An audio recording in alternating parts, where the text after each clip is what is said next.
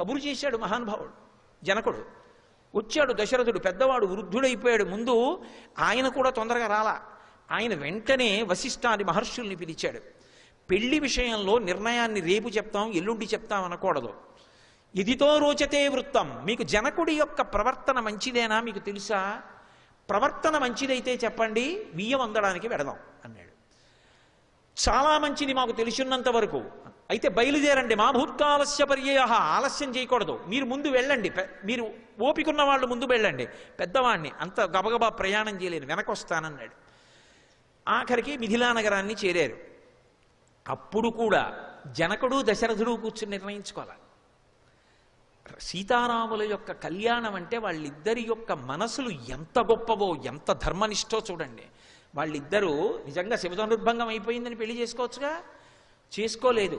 ఏదో సీతమ్మ అలా తెరమించి చూస్తున్నట్టు, రాముడు ఏదో పక్కనే ఉన్నట్టు, అవన్నీ నిజాలు కావు. రామాయణం చదివితే అర్థం అవుతుంది. అలా ఏం చూడలేదు ఆవిడ. కానీ దశరథ మహారాజు గారు, జనక మహారాజు గారు అలా కూర్చున్నారు. అన్నదమ్ముల ప్రేమ అంటే జనక మహారాజు గారు అన్నాడు, నా తమ్ముడు ఉన్నాడు కుశధ్వజుడు, ఇంట్లో పెళ్లి మాటలు అవుతుంటే మా తమ్ముడు లేకపోతే ఎలా, మా తమ్ముడిని పిలిపిస్తానన్నాడు. అన్నగారి కూతురు పెళ్లి, పరిగెత్తుకొచ్చాడు తమ్ముడు. అది అన్నదమ్ములంటే. ఏమి రామాయణం అండి! అసలు కుటుంబం అంటే ఏమిటో రామాయణం చూసి నేర్చుకోవాలి. రామాయణం చదవకపోతే మనిషి మనిషిగా బ్రతకలేడు. దశరథుడు జనకుడు ఎదురెదురుగుండా కూర్చున్నారు. ఒకరి వంశం ఒకరికి చెప్పాలి. నా వంశం గురించి నేను చెప్పుకున్నాను అనుకోండి, గొప్పలు చెప్పుకోవచ్చు, చెప్పుకుంటారు కదా సహజంగా. మా ముత్తాతగారు అంత గొప్పవారు, మా తాతగారు అంత గొప్పవారు, మా తండ్రి గారు అంత గొప్పవారు అనాలి, అంతేకాని వెలితి మాటలు మాట్లాడకూడదు. కానీ పెళ్లికి మాట్లాడేటప్పుడు నిష్పక్షపాతంగా చెప్పాలి. ఆ వంశవృక్షం ఎటువంటిది చెప్పాలి. అందుకని దశరథుడు తాను చెప్పలేదు, తన పురోహితుడు వశిష్ఠుణ్ణి పిలిచాడు. పిలిచి మా వంశం ఎటువంటిదో జనక మహారాజు గారికి చెప్పండి అన్నాడు. అంటే మహానుభావుడు వశిష్ఠుడు చెప్పాడు. అసలు ఈ ప్రపంచమేమీ లేదు, అవ్యక్తం అంటే వ్యక్తము కాలేదు నామరూపాత్మకంగా, అలా ఉండేది ఒకప్పుడు. ఆ అవ్యక్తము నుంచి బ్రహ్మగారు వచ్చారు. బ్రహ్మగారికి మరీచి కొడుకుగా వచ్చాడు.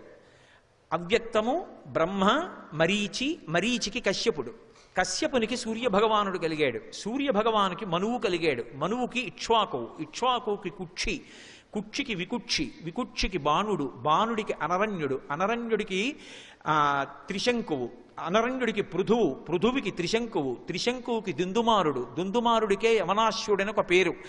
ఆయనకి సుసంధి, సుసంధికి ధ్రువసంధి, ప్రసేనజిత్ అని ఇద్దరు కొడుకులు. ధ్రువసంధికి భరతుడు, భరతునికి అసితుడు, అసితునికి సగరుడు, సగరునికి అసమంజసుడు, అసమంజసునికి అంశుమంతుడు, అంశుమంతునికి దిలీపుడు, దిలీపునికి భగీరథుడు, భగీరథునికి కకుత్సువు, కకుత్సువుకి రఘువు, రఘువుకి ప్రవృద్ధుడు, ప్రవృద్ధునికి శంఖనుడు, శంఖనుడికి సుదర్శనుడు, సుదర్శనుడికి అగ్నివర్ణుడు, అగ్నివర్ణుడికి శ్రీగ్రగుడు, శ్రీగ్రగుడికి మరువు, మరువుకి ఆ తర్వాత వచ్చినటువంటి వాడు మరువు, తర్వాత ప్రశిశ్రుకుడు, ప్రశిశ్రుకుడి తర్వాత అంబరీషుడు, అంబరీషుని కడుపున పుట్టినటువంటి వాడు నహుషుడు, నహుషుడి కడుపున పుట్టినవాడు యయాతి, యయాతి కడుపున పుట్టినవాడు నాభాగుడు, నాభాగుని కుమారుడు అజమహారాజు, అజమహారాజు గారి కుమారుడు దశరథ మహారాజు, దశరథ మహారాజు గారి కుమారులు ఈ రామలక్ష్మణ భరత శత్రుఘ్నులు. ఇది ఇక్ష్వాకు వంశం. కాబట్టి ఈ ఇక్ష్వాకు వంశం అద్భుతమైన వంశం. ఇంతమంది మహానుభావులు పుట్టారు. అదిగో అందులో పెద్దవాడు రామచంద్రమూర్తి. ఈ రామచంద్రమూర్తిని నీ కుమార్తె సీతమ్మకిచ్చి వివాహం చెయ్యాలి. ఈ వంశం ఇటువంటిది, నీకు అంగీకారమా అని అడిగాడు. జనకుడు తాను అంగీకరించలేదు. ఇలా తిరిగి చూశాడు, ఇలా తిరగలేదు, ఎందుకంటే గురువుగారు గుడి పక్కన ఉండాలి. అందుకని ఇటు తిరిగి చూశాడు. ఇటు తిరిగి చూస్తే శతానందుడున్నాడు, గౌతమ మహర్షి కొడుకు. జనకుడికి ఆయన పురోహితుడు. ఆయన చూసి చాలా బాగుంది, కానీ మర్యాద ఒకటి ఉంది కదా, మన వంశం కూడా చెప్పాలి, మన వంశం ఎటువంటిదో కూడా చెప్పాలి కదా. అందుకని శతానందుడు లేచి అన్నాడు, జనక మహారాజు గారి వంశం కూడా చాలా గొప్పది.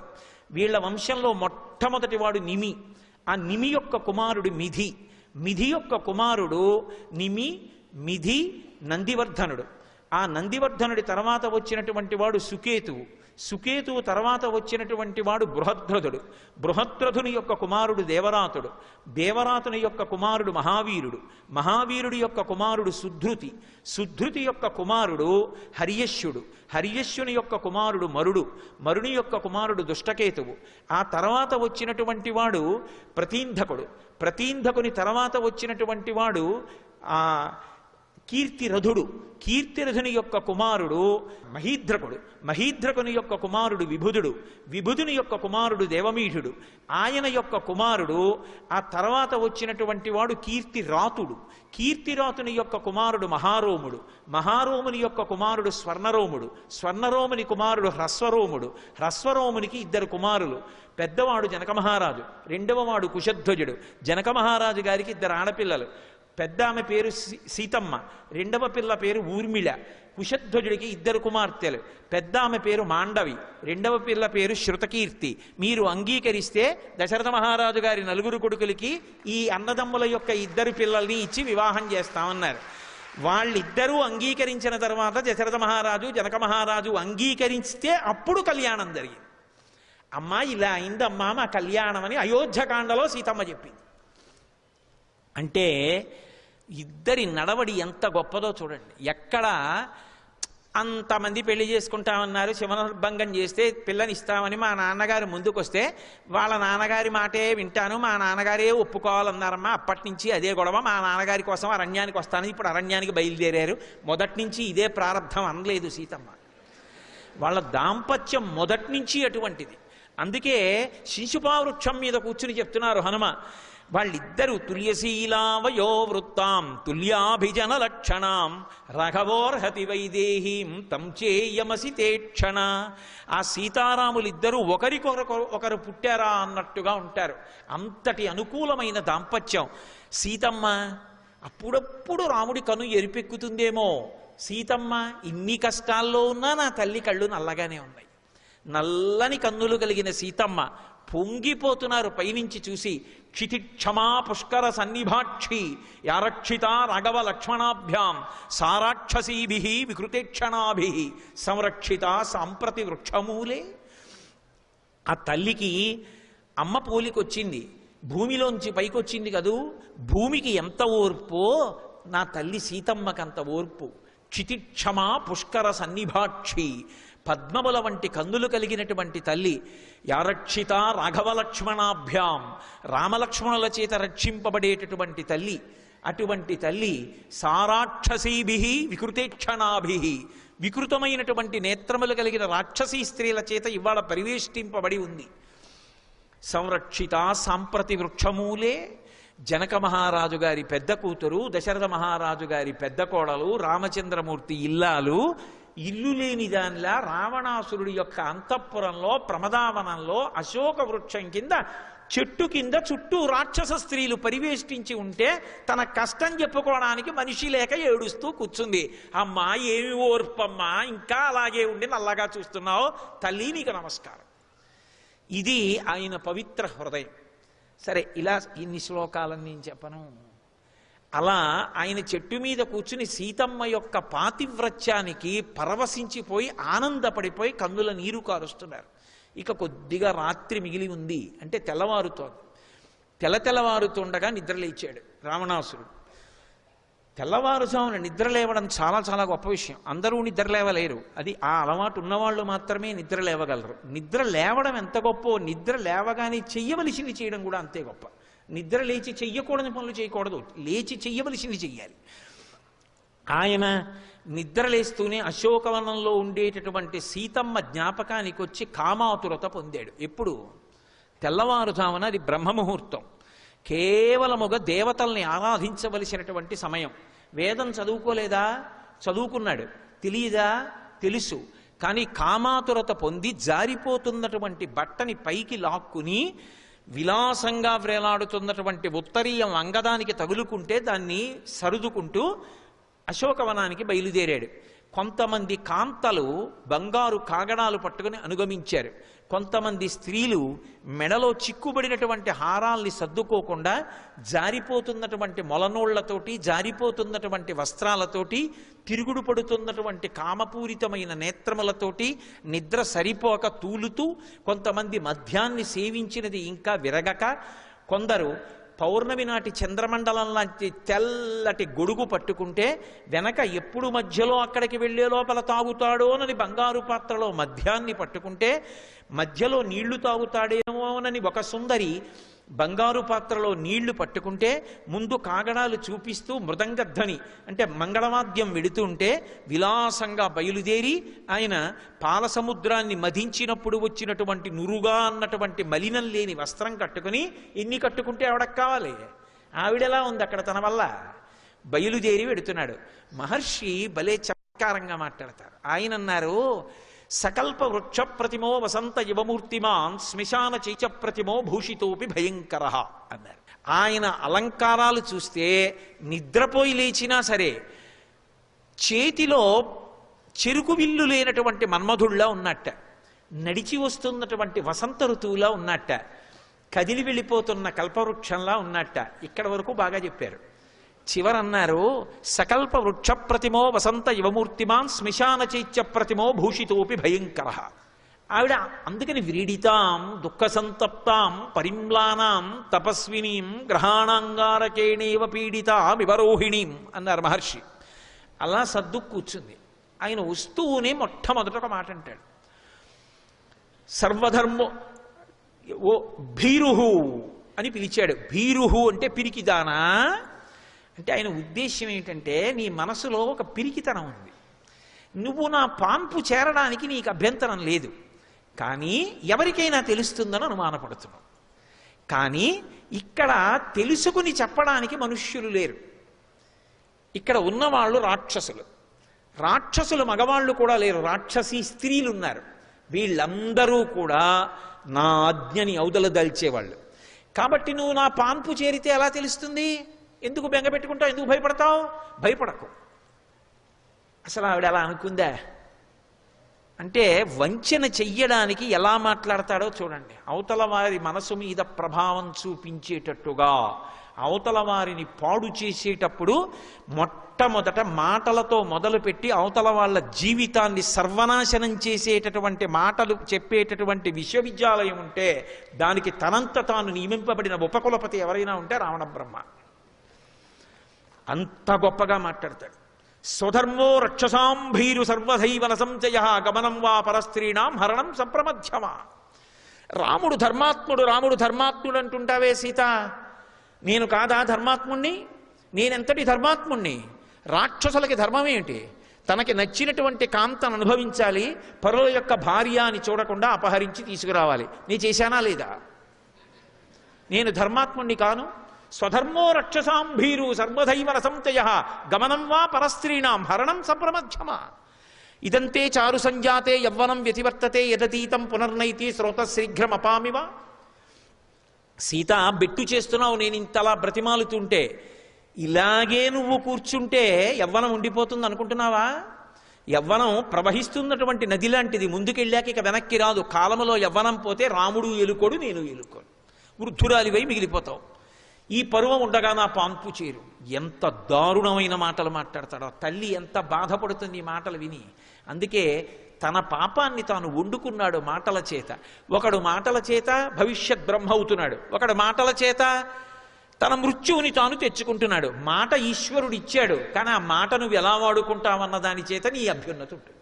సుందరకాండ యొక్క తీర్పు, సుందరకాండ వాగ్వైభవం. అందుకే కాబట్టి ఏవం చైతతు కామంతో నస్వాం స్పృక్షామి మైథిలీ కామం కామ శరీరం మే యథా కామం ప్రవర్తితాం.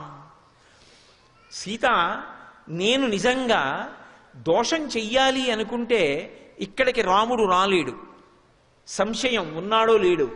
నేను నిజంగా నిన్ను పొందాలి అనుకుంటే ఎవరు ఆపగలరు? కానీ నేనెంత ధర్మాత్ముడినో చూసావా? నిన్ను నేను బలవంతంగా పొందను. నీ అంత నువ్వు నా యందు అనురక్తవ కావాలి, నువ్వు నా పాన్పు చేరాలి, అప్పటి వరకు నిన్ను నేను ముట్టుకోను. ఇది యథార్థం కాదు అంటే అబద్ధమని చెప్పడానికి నేను ఈ విషయాన్ని చూపిస్తున్నాను. ఉత్తరాఖండలో ఉన్న విషయం. ఆయన ఒకానొకప్పుడు యుద్ధం చేసి కైలాస పర్వత శిఖరం యొక్క యువతలో ఉన్నటువంటి పార్శ్వం మీద నిలబడి ఉన్నాడు. రంభ అలంకారం చేసుకుని వెడుతోంది. ఆయన దుర్బుద్ధి అటువంటిది. చటుక్కని రంభ చెయ్యి పట్టుకున్నాడు. పట్టుకుంటే ఆవిడంది, యుక్తాయుక్త విచక్షణ లేదా? నేను నీ కోడలనంది. నువ్వు నాకు ఎలా కోడలని అడిగాడు. నీకు అన్నగారు కుబేరుడు, మీ ఇద్దరూ విశ్రవసో బ్రహ్మ యొక్క కుమారులు. ఆయన పేరే వైశ్రవణుడు. నేను ఆయన కుమారుడైన నలకూబరుని యొక్క భార్యని, కాబట్టి నేను నీకు కోడల్ని. కోడల పట్ల కామంతో ఉండొచ్చా? ఇంతకన్నా సర్వనాశనం అవ్వడానికి వేరు కారణం ఉంటుందా అని అడిగింది. నువ్వు అప్సర స్త్రీవి, నీకు భర్తృత్వం ఏమిటి, నీకు ఒక భర్త ఏమిటి అని బలవంతంగా అనుభవించాడు ఆవిడ వెళ్ళి నలకూబరుడికి చెప్పింది. నలకూబరుడు వెంటనే శాపం ఇచ్చాడు, ఇక పైన నీ యందు అనురక్త కాని స్త్రీని నువ్వు అనుభవిస్తే నీ తల 7 వ్రక్కలైపోతుందని. అందుకు సీతమ్మ జోలికి వెళ్ళాడు. కట్టుబాటు ముందే జరిగిపోయింది అక్కడ. అది చెప్పడు, దాస్తాడు. దాచి ఏవం చైతదు కామంతో నత్వాం స్పృక్ష్యామి మైథిలి కామం కామ శరీరం మే యథాకామం ప్రవర్తితాం ఏకవేణీ ధరాశయ్యాం ధ్యానం మరిణమంబరం మస్థానే ఉపవాసస్యా నైతా నౌపైకానితే. ఎందుకు ఒంటి జడ వేసుకుంటావు, ఎందుకు భూమి మీద పడుకుంటావు? అవన్నీ ఆవిడ పరమ పవిత్రంగా భర్త పక్కన లేనప్పుడు ఇంకొకలా ఉండకూడదని ఆచరిస్తున్నటువంటి నియమాలు. పరమధర్మాత్మురాలు, పరమపతివ్రత, ఆమె ఎందు కామంతో మాట్లాడుతున్నాడు. ఏకవేణి ధరాశయ్యాం ధ్యానం మలినమంబరం. ఎప్పుడూ ఏదో ఆలోచిస్తుంటావు, ధ్యానం చేస్తావు, మట్టి బట్ట కట్టుకుంటావు. ఎన్ని పట్టుబట్టలున్నాయి నేను ఎత్తుకొచ్చినవి, చక్కగా పట్టుబట్ట కట్టుకోవచ్చుగా. మలినమంబరం అస్థాని ఉపవాసస్య, ఇంట్లోనేమో అన్ని వంటకాలు ఉన్నాయి, తినకుండా ఎందుకు అలా చిక్కిపోతావు? అస్థానే ఉపవాసస్య నైతా నౌపైకానితే.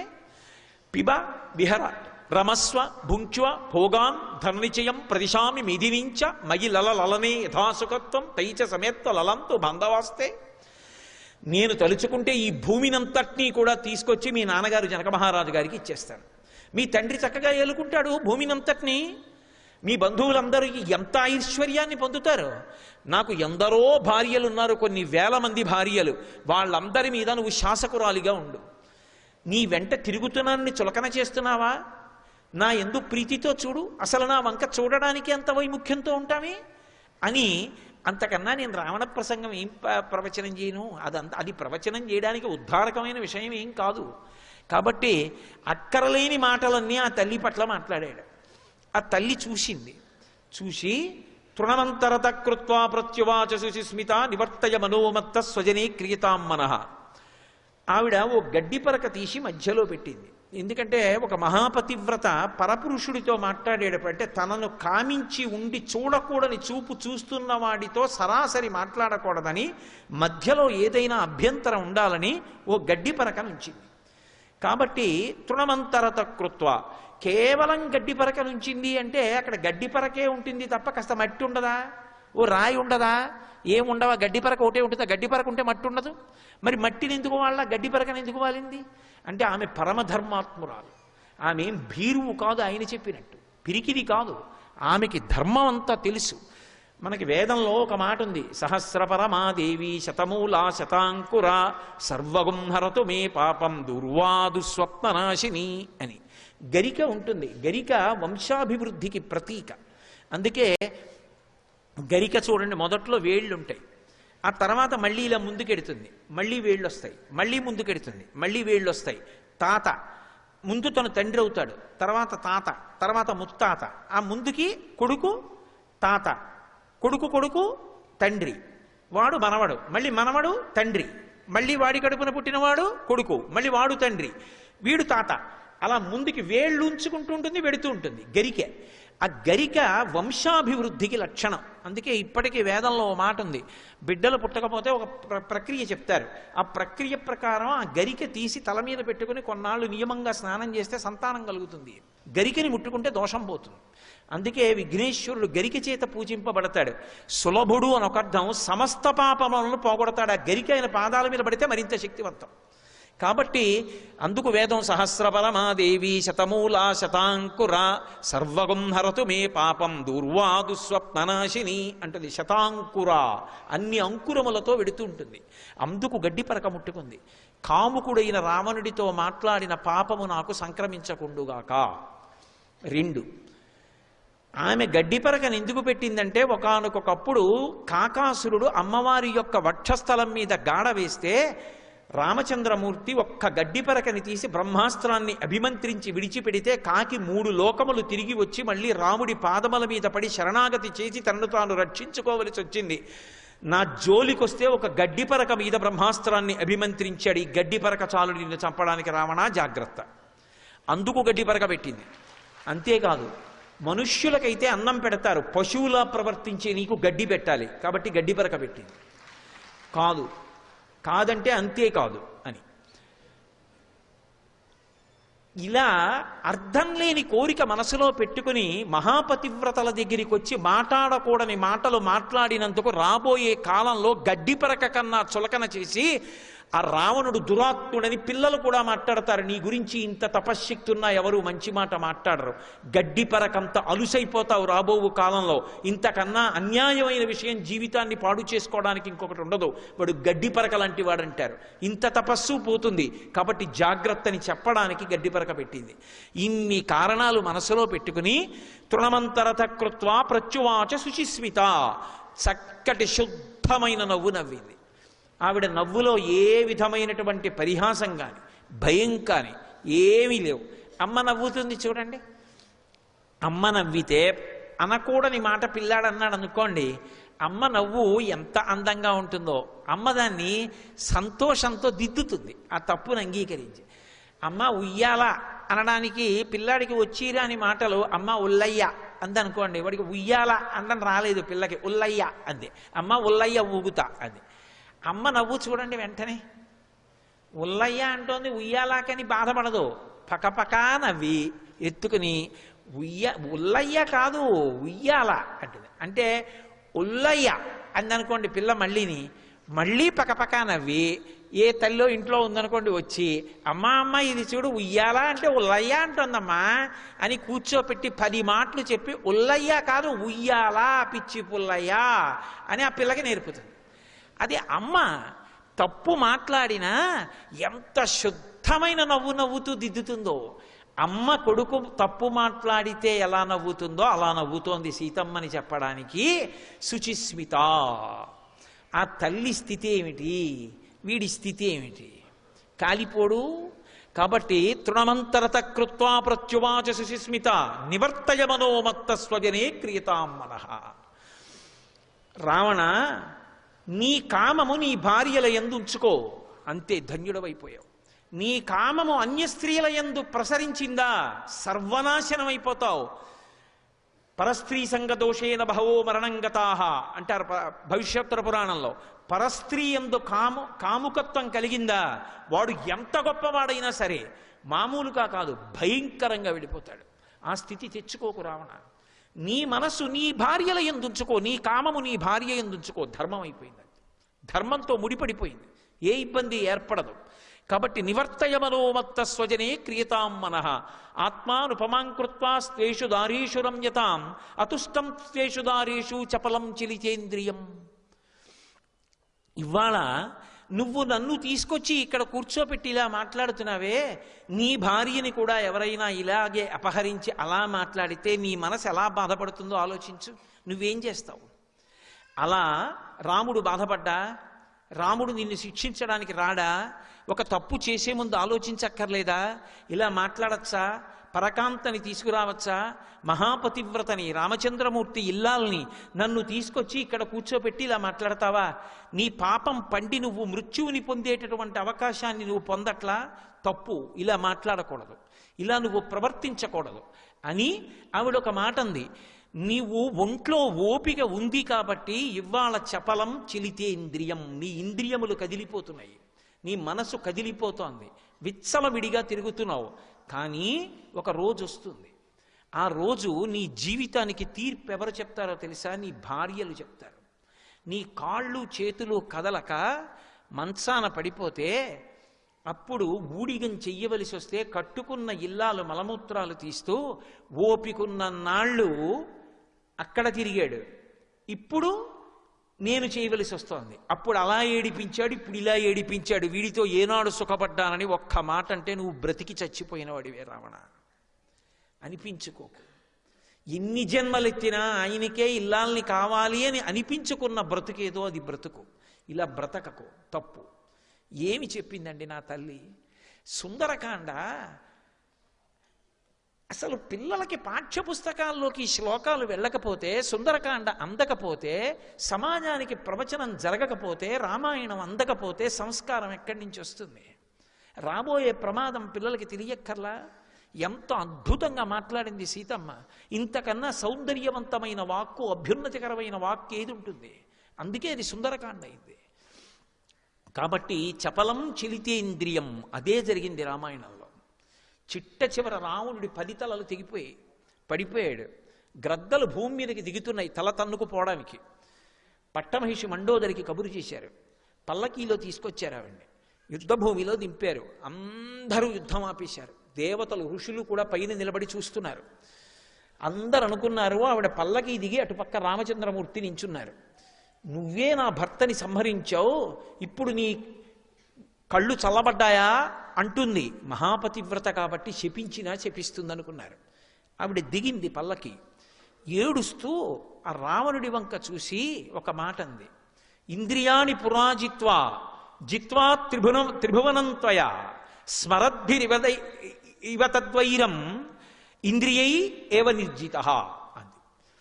రావణ, నువ్వు తపస్సు చేసినప్పుడు ఇంద్రియాల్ని పావుని తొక్కిపెట్టినట్టు బలవంతంగా తొక్కిపెట్టావు. కాలు తీస్తే కాటు వేద్దామని పాము చూసినట్టు నీ ఇంద్రియములు ఎదురు చూసాయి.